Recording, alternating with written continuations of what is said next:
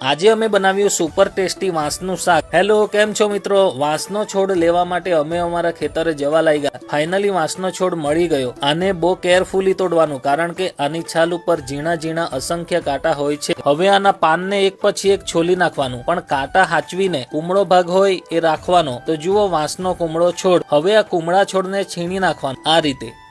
આખા છોડને આ જ રીતે ક્રશ કરવાનું। તો ફાઇનલી ક્રશ થયેલી વાંસની છીણ તૈયાર થઈ ગઈ। પછી ગરમ પાણીમાં બધી છીણ નાખી દેવાની। 4 થી 5 મિનિટ સુધી ગરમ પાણીમાં રાખવાનું, એનાથી આની અંદર રહેલી કડવાશ દૂર થઈ જાય। પછી આને ગરમ પાણીમાંથી બહાર કાઢી લેવાનું। ત્યારબાદ આની અંદર રહેલું પાણી બધું પીળી નાખવાનું આ રીતે। પછી એક વાસણ લેવાનું, એમાં તેલ, લસણ, મરચા, રાઈ પણ નાખવાની। પછી થોડું ટામેટું નાખવાનું, બધું મિક્સ કરીને ચાળવાનું આ રીતે।